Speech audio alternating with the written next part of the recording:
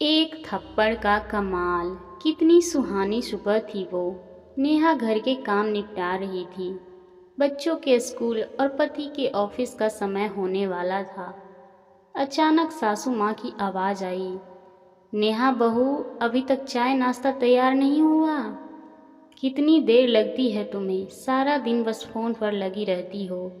फिर सुबह को देर से उठती हो। सब जगह देखो कितनी गंदगी है। पता नहीं करती ही क्या हो। सासू माँ की आवाज़ सुनकर नेहा का मूड खराब हो गया। कितना भी कर लो इस घर के लिए, लेकिन कभी तारीफ के दो बोल सुनने को नहीं मिलेंगे। रात दिन घर के कामों के लिए अपनी ज़िंदगी खराब कर दी, लेकिन किसी को कोई फर्क नहीं पड़ता। कोई घर के कामों में हाथ तो बटाता नहीं, बस कमी निकालने के लिए तैयार रहते हैं। अभी नेहा रसोई में काम करते हुए गुस्से में बड़बड़ा रही थी कि बेटे ईशान ने आकर उसे घेर लिया। मम्मी, मेरी किताब भी नहीं मिल रही है और ड्रेस भी दे दो। आज स्कूल में प्रोजेक्ट सबमिट करना है तो थोड़ा जल्दी जाना है। नेहा पहले ही गुस्से में थी। बेटे की बात सुनकर तो गुस्सा सातवें आसमान पर था। तुमसे रात को ही अपनी किताब ढूंढ कर नहीं रखी जाती? ड्रेस भी मैं ही दूंगी। खुद से एक भी काम नहीं कर सकते, मुझे परेशान करने आ जाते हो। अब देर होगी तो अच्छा है, कहकर नेहा ने ईशान को एक थप्पड़ लगा दिया। थप्पड़ लगाने से ईशान रोने लगा।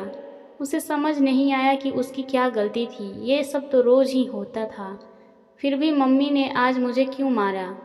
रोते रोते ईशान अपने कमरे की ओर जाने लगा। क्या हुआ ईशान, तुम रो क्यों रहे हो?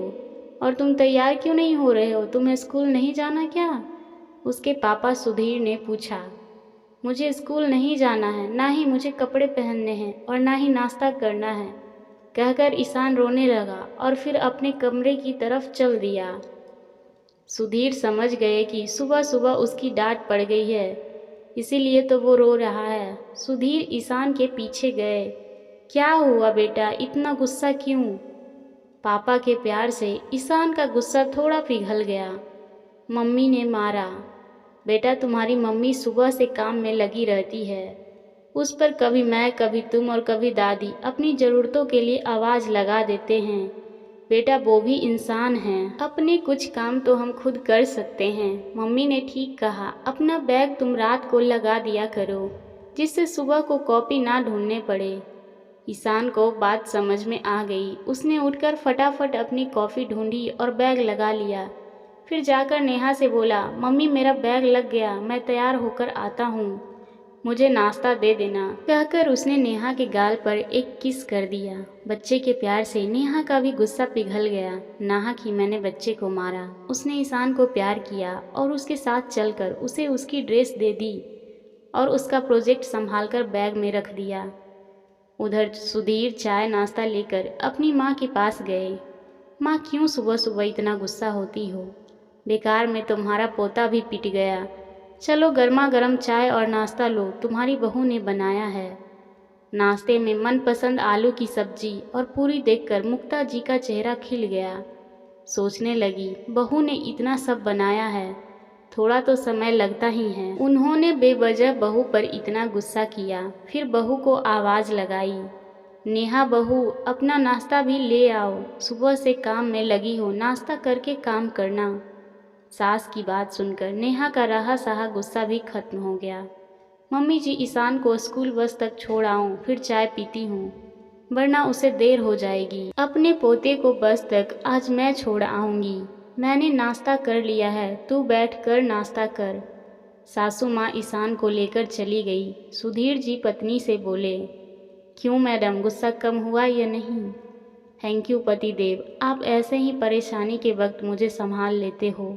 अगर आज आपने पहल ना की होती तो ईशान का स्कूल छूट जाता। ये तुम्हारे और जो तुमने बेटे को थप्पड़ मारा, उसका क्या? उस गुस्से का ही नतीजा है जो सब कुछ आसानी से सुलझता चला गया। देखो, माँ को भी बुरा लगा कि उनके गुस्से की वजह से उनका पोता पिट गया, इसलिए तो वो अपने पोते को छोड़ने गई हैं।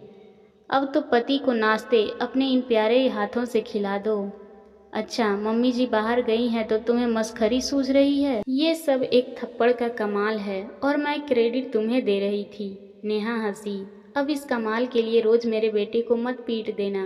सुधीर हंसा तो नेहा उसके गले लग गई और वो सुहानी सुबह फिर से एक सुहानी सुबह बन गई थी। दोस्तों, हम औरतों के ऊपर सुबह सुबह इतने काम होते हैं, उस पर घर के हर सदस्य की इच्छाएं और झुंझलाहट भी हम पर ही उतरती है और हम अपनी झुंझलाहट अपने बच्चों पर उतार देते हैं। इसी बात पर या तो घर में बखेड़ा खड़ा हो जाता है या सब कुछ एकदम सही हो जाता है। आशा करती हूँ आपको ये कहानी पसंद आई होगी। इस कहानी पर आपकी क्या राय है हमें कमेंट करके ज़रूर बताएं। चैनल पर नए हैं तो प्लीज़ सब्सक्राइब करें और अगर कहानी पसंद आई हो तो लाइक और शेयर करना ना भूलें। कहानी सुनने के लिए आपका बहुत बहुत धन्यवाद।